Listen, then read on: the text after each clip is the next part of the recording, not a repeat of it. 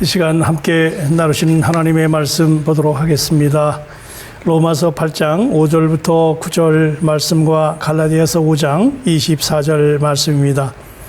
육신을 따르는 자는 육신의 일을, 영을 따르는 자는 영의 일을 생각하나니 육신의 생각은 사망이요 영의 생각은 생명과 평안이니라. 육신의 생각은 하나님과 원수가 되나니 이는 하나님의 법에 굴복하지 아니할 뿐 아니라 할 수도 없음이라. 육신에 있는 자들은 하나님을 기쁘시게 할 수 없느니라. 만일 너희 속에 하나님의 영이 거하시면 너희가 육신에 있지 아니하고 영에 있나니 누구든지 그리스도의 영이 없으면 그리스도의 사람이 아니라. 아멘. 갈라디아서 5장.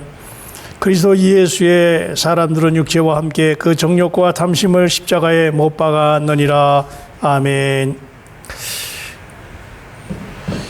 오늘 말씀은 우리가 육신을 어떻게 처리해야 되는가에 대해서 첫 번째 말씀을 드리고자 합니다. 우리가 생명을 살기 위해서, 예수 생명을 살기 위해서 처리해야 할 많은 것들이 있지요. 그래서 지난 시간에 자아 처리에 대해서 3번에 걸쳐서 말씀을 드렸고, 오늘 육신의 처리에 대해서 2번에 걸쳐서 말씀을 드리고자 합니다. 우리가 죄와 세상을 처리하고 나면 모든 외적인 더러움이 처리된 것처럼 보입니다. 그러나 주님께서 우리의 영에 빛을 비춰주셔서 우리의 상태가 드러나게 되면 하나님과 맞서는 가장 큰 대적이 바로 우리 자신임을 알게 됩니다. 우리는 여전히 하나님의 생명이 아닌 우리의 타고난 생명으로 살고 있고 성령 안에서 살지 않고 여전히 자신 안에 살고 있기 때문입니다. 이러한 어려움에서 우리를 구할 수 있는 유일한 길은 바로 십자가지요. 우리가 타고난 생명을 깨트리기 위해서 십자가를 받아들일 때만이 하나님의 생명이 나타나고 흘러나올 수가 있는 것입니다. 우리가 자신을 십자가의 죽음에 넘길 때마다 성령께서 우리 안에 소생시키는 일을 하실 수 있게 되는 것입니다. 이스라엘 자손들이 광야의 생활을 마치고 요단강을 건너는 체험을 한 것은 우리 그리스도인들이 육신에서 구출되는 것을 예표하는 것이고, 하나님의 생명에 들어갈 수 있도록 그리스도의 죽음을 체험하는 것을 예표합니다. 우리가 십자가를 통해서 육신을 죽음에 넘기는 체험을 할 때만이 하늘의 영역에 살고 하나님을 위해서 싸우고 온전한 하나님의 다스림을 받게 될 것입니다. 따라서 십자가로 육신을 처리하는 이 단계를 먼저 인지하고 체험하는 것은 매우 중요한 분기점이라 말할 수 있습니다. 그러면 우리가 육신을 처리하는 이유에 대해서 성경에 뭐라고 말씀하고 있는가? 오늘 로마서 8장 7절 8절 말씀은 육신의 생각은 사망이요 영의 생각은 생명과 평안이니라. 육신의 생각과 이 생각은 하나님과 원수가 되나니 이는 하나님의 법에 굴복하지 아니할 뿐 아니라 할 수도 없다고 말씀합니다. 여기서 육신은 하나님과 원수의 상태에 놓여 있다는 것을 말씀하시면서 육신에 속한 사람은 하나님을 기쁘시게 할 수도 하나님께 연락될 수도 없다고 말씀하고 있습니다. 또 로마서 6장 6절은 우리 옛사람이 예수와 함께 십자가에 못 박힌 것은 죄의 몸이 죽어 다시는 우리가 죄에게 종노릇하지 아니하려 함이라고 말합니다. 또한 갈라디아서 5장 24절에 그리스도 예수의 사람들은 육체와 함께 그 정욕과 탐심을 십자가에 못 박았다고 말씀하고 있습니다. 우리의 옛사람, 곧 우리의 육체가 그리스도와 함께 십자가에 못 박혔고 이것은 오래전에 성취된 사실임을 말씀하고 있습니다. 로마서 8장 13절은 너희가 육신대로 살면 반드시 죽을 것이로되 영으로서 몸의 행실을 죽이면 살리니 말씀합니다. 여기에서도 말하는 것은 영으로서 몸의 행실을 죽이고 이로써 실제적으로 십자가의 처리를 체험해야 된다고 하는 말입니다. 그러면 육체란 무엇입니까? 이 육신은 무엇입니까? 성경에서 육신에 대한 첫 번째 정의는 부패한 몸입니다. 하나님께서 사람을 처음 창조하셨을 때에 사람은 물질적인 몸을 가졌지만 이 육신은 아니었습니다. 그 당시 사람의 몸 안에는 죄나 욕심이 없었습니다. 그러나 사탄이 사람을 유혹해서 선악과를 알게 하는 나무의 실과를 먹게 한 다음에 선악과로 예표된 사탄의 생명이 사람의 몸 안에 들어와서 사람의 몸을 변질시키고 부패하게 해서 육신이 되게 했습니다. 따라서 오늘날 죄와 정욕과 다른 많은 불순한 사탄의 성분을 가진 사람의 몸은 원래의 사람의 몸보다 한층 더 복잡하게 됐습니다. 육신이 부패한 몸이라는 것을 나타내는 성경적 근거는 성경의 여러 곳에 말씀하고 있지요. 죄의 몸, 사망의 몸, 이 죄와 사망은 사탄의 생명이 특성이고 죄와 사망을 가진 우리의 몸은 육신이 되었습니다. 로마서 7장 18절에 내 속 곧 내 육신에 선한 것이 거하지 아니한 줄을 아노니라고 말하면서 20절에는 내 속에 거하는 죄를 말합니다. 그리고 21절에는 나에게 악이 함께 있는 것이라고 말합니다. 이 구절에서 말해주는 것은 우리 안에 있는 죄와 악, 우리의 육체, 육신 안에 있다는 것입니다. 사탄의 독과 연합된 우리의 부패한 몸이 바로 육신입니다.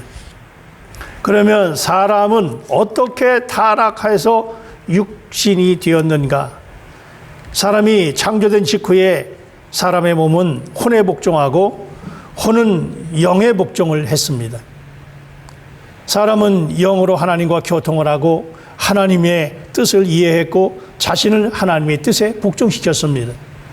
따라서 그 당시의 사람은 영에 의해서 살고 영에 의해서 통제를 받았습니다. 그러나 사람이 사탄의 유혹을 받아서 선악을 알게 하는 나무의 열매를 먹게 되자 영에서 떨어져서 더 이상 영으로 살지 않게 됐습니다. 가인은 자신의 생각대로 피 없는 제사를 하나님께 드림으로 죄를 범하고 하나님께서 그를 거절하시는 정도까지 타락하게 됐습니다.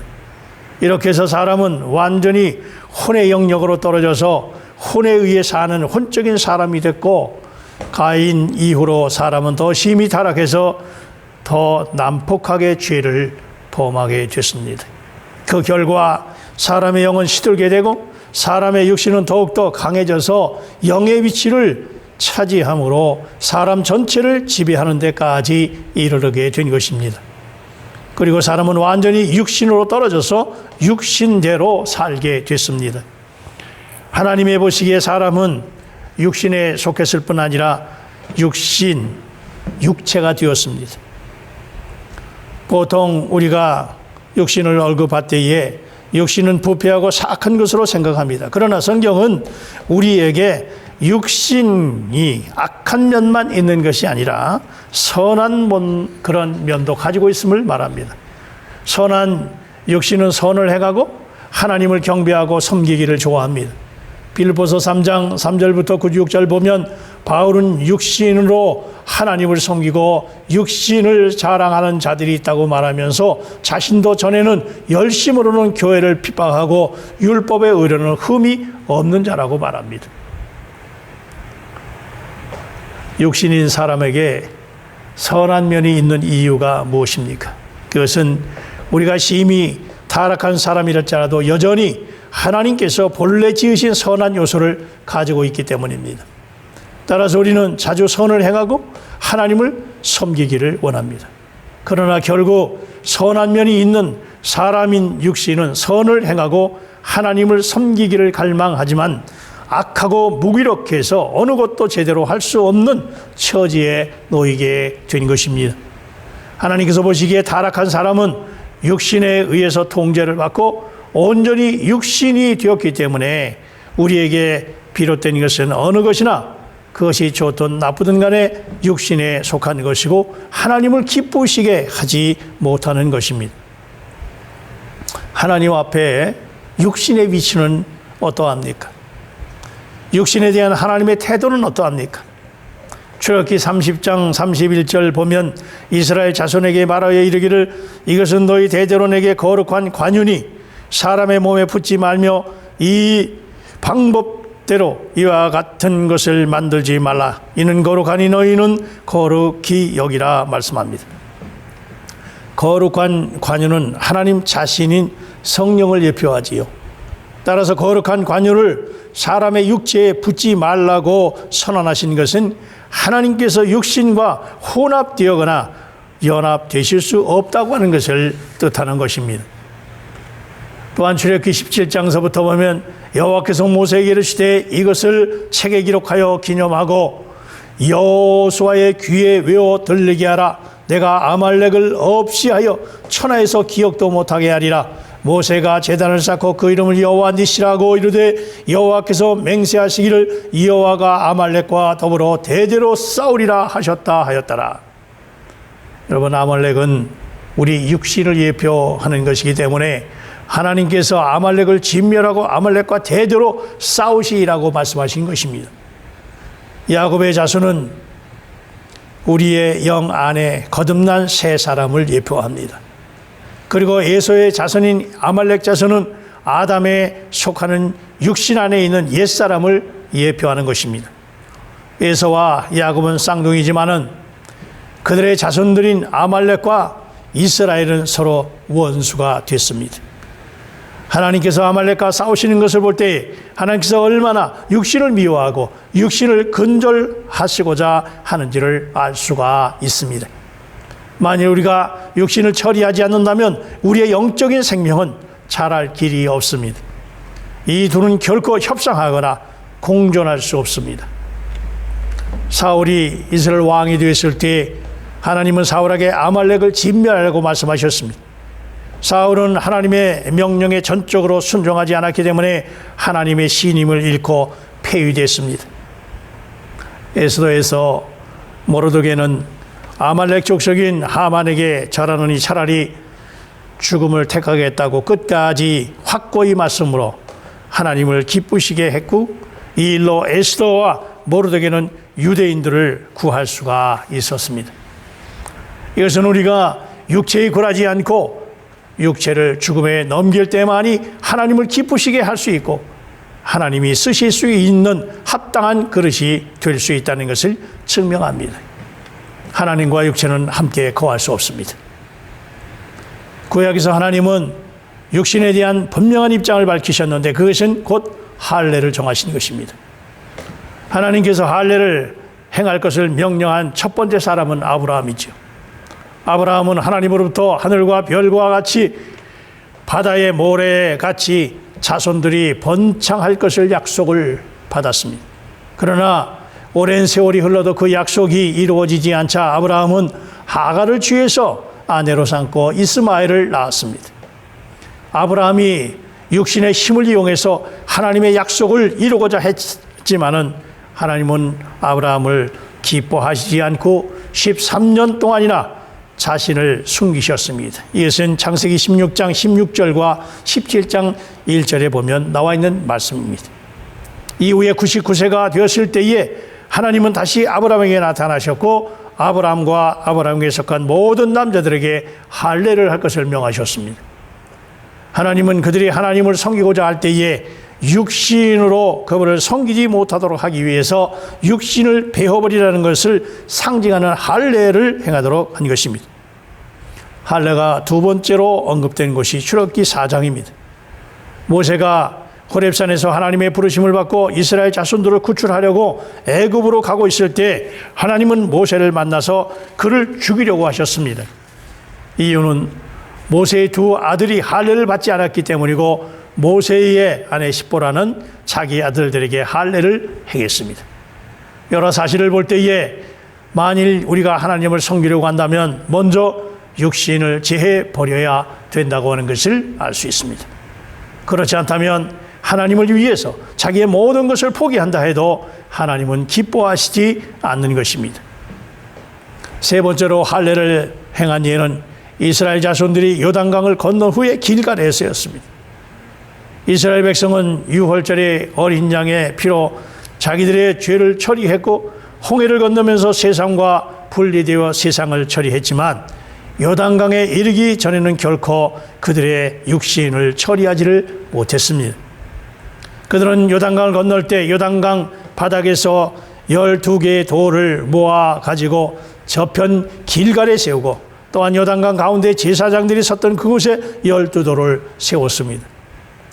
이것의 의미는 이스라엘 자손들이 옛사람이 요단강 물에 장사되고 가나안에 들어간 자들은 새 이스라엘이 되었다고 하는 것을 의미하는 것입니다.